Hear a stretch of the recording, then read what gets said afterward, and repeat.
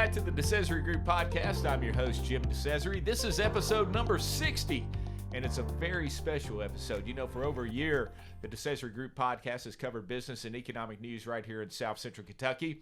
And the podcast is a companion to our newsletter, Soka Economic Development and Business News, which you can subscribe to on our website, thedecesaregroup.com. It'll hit your inbox every Monday morning. And guess what? The DeCesare Group Podcast now has a YouTube channel. We'd love it if you would subscribe. The episodes come out first thing Monday mornings, just like the podcast. This week, our guest is the heart and soul of the Housing Authority of Bowling Green. Abraham Williams has served as the executive director since 1995. There's no way to calculate how many people have been impacted because of Abraham and his staff. His tireless dedications to programs and collaborations have helped create and make a lasting impact here in Bowling Green. So here's my conversation with Abraham Williams. Abraham, welcome to the DeCesare Group Podcast, and congratulations on your retirement. We're excited to have you here. Thank you so much for inviting me. Well, you know, you've got a lot of good things going on at the Housing Authority of Bowling Green. Been around since 1965, and you've been leading the charge for almost half of its nearly 60 years, like this 60th episode.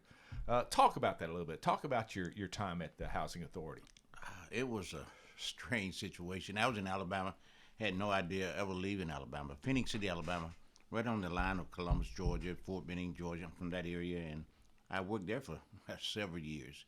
And this opportunity came about for me to come to Bowling Green, and I had a chance to take it. The way it came about was just so strange. With myself and two other guys started a basketball tournament for kids who are living in public housing, who couldn't make the ball team, different problems, whatever, but we gave them an opportunity to play in the state of Alabama. The first year we had 45 teams, and then when I came to Kentucky, we implemented it here in Kentucky. And then 2 years later, we implemented all over the Southeast, and so we just celebrated our 30th anniversary of our basketball program. Really? So that's how I got here. What's the name of the basketball program? It's the Martin Luther King basketball tournament. Wow. For Southeastern Conference with all the housing authority in the Southeastern Conference. That's 10 states. Wow. And so this is an event that happens every year? Every year. Every Martin Luther King weekend we do it. Who's the winning team right now? Who the champions? Well, I used to be. But we got North Carolina. Those kids can play. Yeah. Kids from Alabama can play. Those kids from Georgia can play. So we won it several times. All right. Not last year before last, we won it all. Is it like a state team, or is it by... It's just housing authority teams. Okay. So Housing Authority Bowling Green has a team. Alabama, Georgia, Housing Authority of Atlanta, or whatever they're called. Yeah. That's awesome. We've done well. So basketball brought you to Kentucky. That's how I got to Kentucky. It brings a lot of people to Kentucky. But it was strange. So you've been at the Housing Authority 30 years? 29 years. 29 years. And you're going to hang it up in August. Yeah, I'm gonna hang it up in August. And what are you going to do? Whatever my wife tell me to do. I hear you. No, we're going to travel a little bit and Good. Do a few things around. All right. You just whatever she tells you to do. Whatever she tells me to do. I understand the program. How long have y'all been married? 53 years. Congratulations. That's awesome. It's been rough. For her. I owed you that one. All right. Hey, so tell us exactly what the Housing Authority is and how it's grown over the years. A lot of people don't know about this gym hidden right here in Bowling Green. We're not a typical housing authority. We do all the things, put the roofs on, fix the toilet, rent to people and all that. But I knew, growing up from not really a poor background, but from a background that you need to do more than just house people or warehouse people. What do you do on the inside of the house? How do you cultivate the people, especially the kids on the inside? How do you encourage the mother to go to work? How do you encourage the father to get a better job? So we started a lot of programs. When I first got to Kentucky, a principal called me and said, hey, your kids, they're not cutting it. They're holding my school back. And I wanted to go see what she looked like. So I went to see her, and I said, hey, come on. Don't talk so bad about our kids. He said, but it's true. I said, well, let's do something about it. And we started our first after-school program at the Bryant Way. Now we have 3 programs. This summer, we're serving 100 kids per day. Wow. And again, not just serving them, they're learning. I don't have all the sports. I don't have a gym and all of that. At the end of the summer, we're going to take them to Louisville, Kentucky, to the Science Museum. We've been out to Vanderbilt a couple of times. We go to K-State. We go to Tennessee State. we have to stop telling our kids what they can be. They need to see it. Yeah. And that's what we do. We go see it. So we take them up to Western campus. We do a swag camp at Western for a whole week. Our kids go up there on campus. So you name it, with education, we're first. Believe it or not, a group from Western called me and said, hey, we got some kids going to China. And Abraham, we hardly have any minority kids. We hardly have any poor kids. What do you think? I said, how much it is? They said, $2,200 per kid. I said, count us in. I didn't have 22 cents, less more than $2,200. But we got together, did a lot of fundraisers, and we've sent 45 kids to China through Western Kentucky University. Wow. And I've seen you in action before. I know you could squeeze some funds out of some people if you need to. And I think that's great. You know, a problem was identified in the classroom, and you didn't go in and say, well, you do the best you can. No. You came up with a solution. That's awesome. So you've grown over the years, and how did you get involved with the Housing Authority? I mean, I know you came up here with basketball, but how did you end up at the Housing Authority? I had finished Alabama A&M up in Huntsville, Alabama, and I ran a boys club for 3 years. I ran a recreation center for 3 years, and those were good jobs, but I loved them, but they just didn't pay nothing. Right. And I had the opportunity to go to the Housing Authority, and I went there and enjoyed it, and they didn't have any program for the kids. I mean, when I said absolutely nothing. So I started girls softball and baseball and football. I did all those programs, started after school programs and all of that, and home ownership programs when I was in Alabama. And got pretty good at it. I mean, with the girls softball, we won 5 state championships, 6 in the nation, 10th and 11th in the nation that we did. Little kids out of public housing. And a lot of them didn't have a suitcase. When we go travel, they had a little Piggly Wiggly bag. And they put us stuff. But we raised money and we played. And it changed a lot of those kids' life by just traveling and going around. Not just in Alabama. We played in Florida and Mississippi and Arkansas, all those places. And we had to raise the money to go. We didn't have the big donors to do that. So we raised the money. And that's how I got involved with the Housing Authority. And we built a great program. Our football program, really, again, this was a little while ago. So, again, things were segregated. And our kids didn't have no place to play, so we played against the Columbus YMCA. That's the only place we could play. And then later on, they opened it up for all the kids to play. And I started out with 13 boys my first football season. When I left home, we had about 120 boys playing football. Wow. So Anybody ever go pro? Oh, did they? Yeah. We've had Jane Bo P. Joseph. We've had about 6 kids. 8. No, from my program, 10 kids went pro. Wow. But a lot of kids before that went pro. We got about 35, 40 kids from Phoenix City that play professional football. How about that? Yeah. And, it all started with someone giving them an opportunity. Little League football. That's awesome. Yeah. That is awesome. Yeah. So there's a on your website, there's a video from 2015 marking the 50th anniversary of the Housing Authority. It's full of pictures of ribbon cuttings and programs. What do you attribute to the success of the Housing Authority of Bowling Green? I know it's good leadership. I mean, it starts at the top, but there's more to it than just that. It's partnerships. First of all, with the police department, we can't do it without them.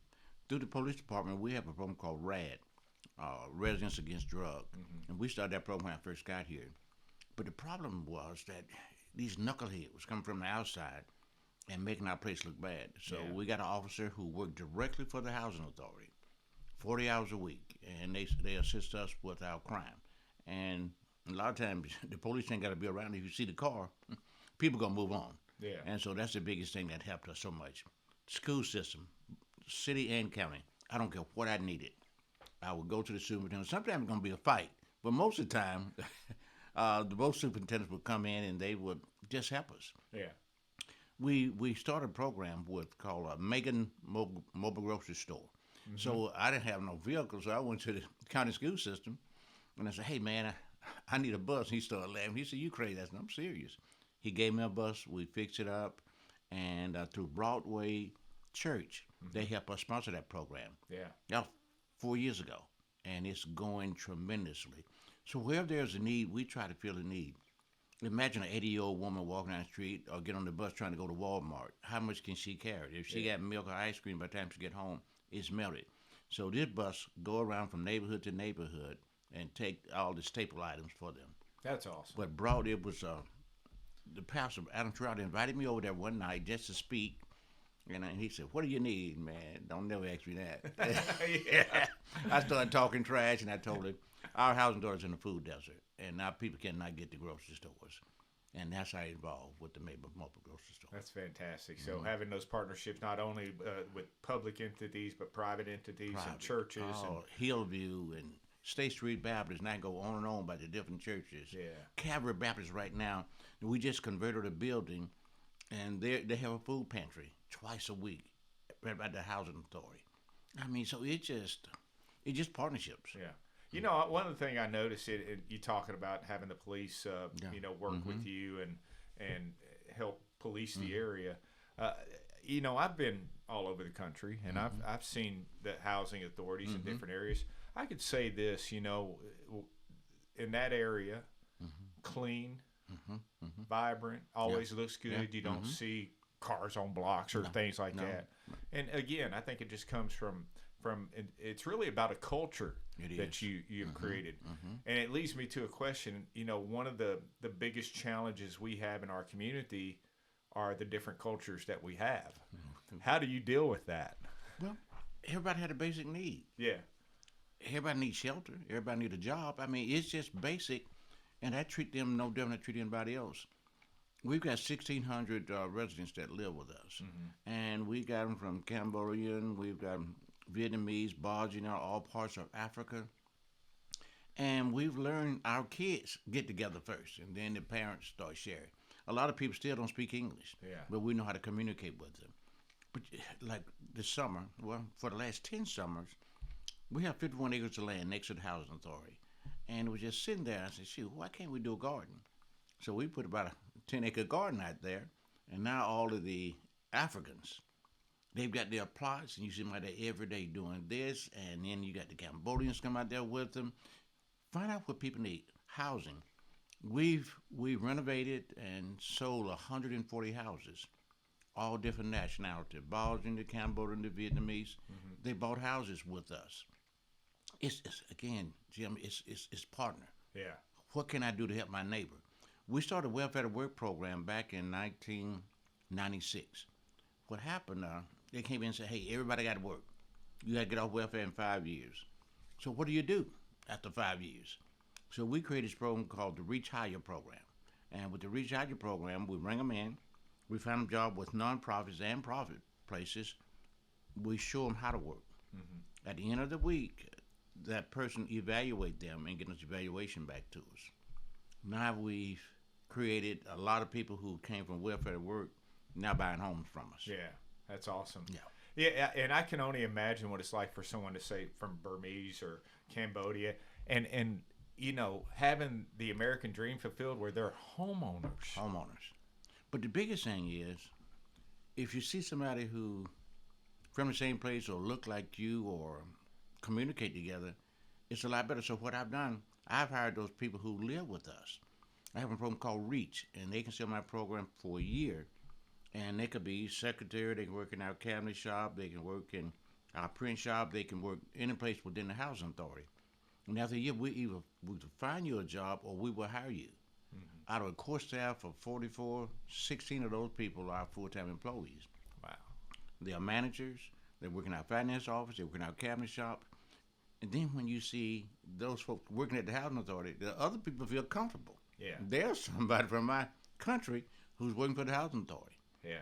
And then that way I'm not going to mess up because my guys got to pick up, and so they clean up pretty good for us. Yeah, and you're kind of getting ahead of me, but I was going to ask you about the training programs and jobs that have been so important about getting folks on their feet. And, it's not giving a handout, it's a hand up. And giving them the training. And I've toured the facility, so I know what you're talking about. But talk about some of the collaborations you have to help people get the job skills they need to become productive citizens in our community. Western is a great tool to have. So we get professors from Western to come to our place and do Friday class for those folks on the Welfare to Work program. Those people in the Reach program, they have to come every Friday. You got to give me 4 hours. They just give you no job and pay you and all this. So on Friday, you got to give me 4 hours back. So a little accountability. You have to. You have to. I can't give you everything. Yeah. What are you going to do for yourself? And so that worked out tremendously. And we had a lot of professors from Western. Our after-school program, we couldn't do it without Western. What we found out was a lot of great teachers come out of Western, but they weren't culturally diverse. So I got with a couple of professors up there, and he brought his class down there and taught his class at our learning center. The first day those kids come down, they scared as the devil. I just walk up to them and say, boo, they just jump, they scared. But by the second or third day, the relationships start building. Right. Now they're ready. They can teach in a Louisville or a Lexington or anywhere else they want to go because they've had that cultural diversity working with us of all kind of different cultures. What about, especially the students, the kids, going on to, trade school, university? What kind of successes have you had there? Fantastic. This summer, for instance, I've got 10 kids who was former kids that went through the after-school program when they were little kids, 8, 9, 10, 11, 12 years old. Now they're college students, and they'll come back, and they're teaching these classes. Oh, man. So I have 10 of those right now. One kid, God have mercy, that boy was so bad it was a crying shame. He'll make the devil leave home. He was so bad. But what happened, I had these college students, brought them under his wings. And right now this kid is a junior in college playing ball and all of that. You've got to put people together who's up here and to help bring that other kid up here. And we just don't teach them how to read and write. That stuff, they could do a lot of that in school. How to say yes sir, no sir, yes ma'am, no ma'am, please and thank you. How to act and how to respect your teacher, how to respect another adult. Kids don't say yes ma'am and no ma'am no more. No. So we teach them that. We call them, even their tutor, Mr. Bowling, Mr. Smith, and all these things that some of them not learning at home. Right. They need to be taught outside. Yeah, thank you, please, hold the door. Things, just common courtesy Common stuff. courtesy. Yeah. The biggest thing we see, kids can't write in cursive no more. Kids can't tell time. Yeah. I mean, it's those things, those small things, and God, I hate to put it this way, our lessons, we got 2 grade school systems, but they're not taught a lot of cultural diversity things that they should know, and they just don't know it. Yeah. So we do a lot of that there. Fantastic. But those collaborations with the WKU, with the school system, they're just helping these young people grow and become good citizens, good neighbors. Yeah. Let me tell you one funny story. We were doing like Black History quiz, and the teacher said, hey, name a very important black person that you know. She started smiling. She said, Donald Trump. But that's all she ever hear. Yeah. It's Donald Trump. So, he's more of an orange guy than a black guy. But again, how many people said Abraham Williams? Nah, but 2. 2. You were one of them? And the tutor was the other one. I got you. Oh, that's great. So, now that you announced your retirement, has your successor been named yet? No, we have a firm out of Washington, D.C. who's looking. We're doing a nationwide search. Okay. Not that I was that important, but it's just the board want to do a nationwide search and bring somebody in. Well, I mean, you and your team, you've built a phenomenal program, and there's a lot of moving parts to it. It's not something that someone could just come in and go, I got it. No. It's someone that has had that experience. We've been very blessed over the several years now. We've got 6 nonprofits, like the Road Foundation with the educational part. We've got the land part that we're doing. We're building a subdivision right now with 40 houses in it. We got the College Street building, the old Save-A-Lot. We've got that building. We're gonna put 10 small businesses in there. Guy named like Don Vitale and Brad Howard and all those guys. Don came and said, hey man, we just need to do something about the minority-owned businesses, and we started a program called Pop-Up.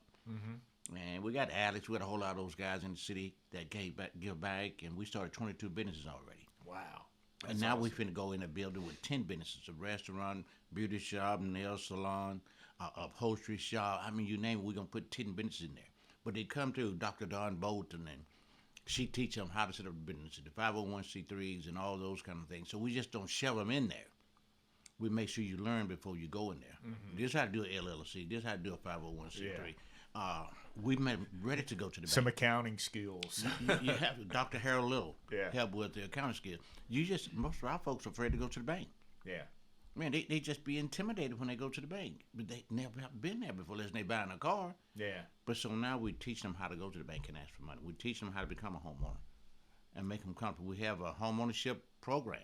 We just don't say, hey, here's a house, go buy it. No, you got to come to a homeownership program. We got a certified homeownership specialist that work with us, and she get them ready to go to homeownership. That's fantastic. Yeah.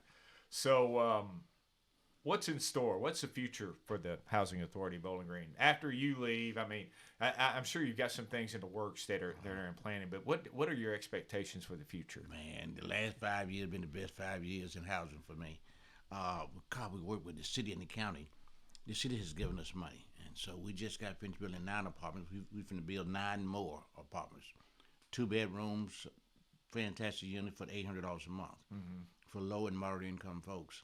United Way came to us, and they had some tornado money. Said, Abraham, I got a little money, and we'd like to give it to you, and we'd like you to put 6 folks in the house. I've done 3 already, and put the other 3 in the new subdivision. People who never thought they would have a chance. Yeah. We had a closing a couple of weeks ago. Man, that little girl, she got in there. She had Lindsay Hen, who's our lawyer, Lindsay Balling, lady from the bank, Service One Credit Union. She's in there crying. She praising God and everything else. And I pretend I was crying. I said, man, I don't cry. I dab my eye. Yeah. So we've had some closing when people have the U-Haul truck parked outside of the building when we got ready. It just... They're ready. They're ready. It just... But to own a home, I remember when I first bought my first house, man, my God. It's the biggest investment a person will ever make, most people. It is. Mm-hmm. And, having that pride and ownership and having your own home and walking in and go, it's mine. It's mine. Our first house we bought, man, we were paying rent. That was a long time ago. You was a little younger then. You probably had a head full of hair probably back then. I did. But then, anyway, we spent $80 a month for rent. And we went from $80 to $220. My wife said, Abraham, we'll never make it. I said, you stay in this apartment, we gone. But then it's just a pride. I can show my kids just what you need to do. Mm-hmm. So the things that me and you need, our residents need the same thing. Our residents need a mentor. They need somebody they can go to before they get in trouble, not after. And I had all those guys who believed in me, who helped me when I was very young. Yeah. So all I have to do now is just give it back. And that's important. It's important. It's really important to have. We're in a time now where you can have 5 different generations of individuals working together. Mm-hmm. From people that were around during World War II to today. And there's a lot to be learned from the Gen Z or Gen X or Gen Y or Gen Z, X, Y, Z to a baby boomer and earlier. Yeah. So I've learned now with the older guys who guided me, and I look back. One guy said, Abraham, it's a time for your coming, it's a time for your being, it's a time to leave. Probably the most valuable information he ever given me. And I was in Alabama trying to decide to come up here. And he said, boy, let me tell you something. You pack your bag and go to Kentucky. It's a whole nother world out there. Yeah. He's not lying. It's another world out here. And we did in Kentucky. I had a chance to travel the whole country and do a lot of things. And it was just a blessing to have someone to talk to give you that advice. Because I would have stayed there and had a little house. And I think we'd have done well, but this opened up a lot of doors. Yeah. Are you going to stay in Bowling Green? We're planning to. Okay. Yeah, at least for the next couple of years. This is home for you, huh? We got grandkids. Yeah. Yeah, same. Yeah. I'm not going anywhere. I ain't going nowhere. My wife ain't going to let me go nowhere. So. I get it. Well, Abraham, congratulations on the retirement. Thank you for all you've done for our community because, 30 years of your life has been dedicated, really more than that, but here at Bowling Green in South Central Kentucky and to helping people become better. Become the best versions of themselves. Yeah. And we need more people like you in the world. It's been great. Appreciate you being on the podcast. Thanks so much, my friend. Thanks so much. Thanks again to Abraham Williams, Executive Director of the Housing Authority of Bowling Green, for joining us on this week's episode of the DeCesare Group Podcast. And thank you for checking us out. Hey, if you like what you hear, please share it with a friend, and don't forget to subscribe wherever you listen to podcasts. Leave us a review and share your feedback with us. And check out the DeCesare Group Podcast on YouTube. We would love it if you subscribe. The episodes come out first thing Monday mornings, just like the podcast. You can also follow the DeCesare Group across all of our social media platforms: Facebook, Instagram, LinkedIn, and X. The DeCesare Group Podcast is produced by the DeCesare Group, a public relations and consulting firm based in Bowling Green, Kentucky. Our engineer and Bowling Green native is Justin DeCesare, with content contributions from Brooke Mattingly and Amy DeCesare. I'm Jim DeCesare, and join us again next time for the DeCesare Group Podcast.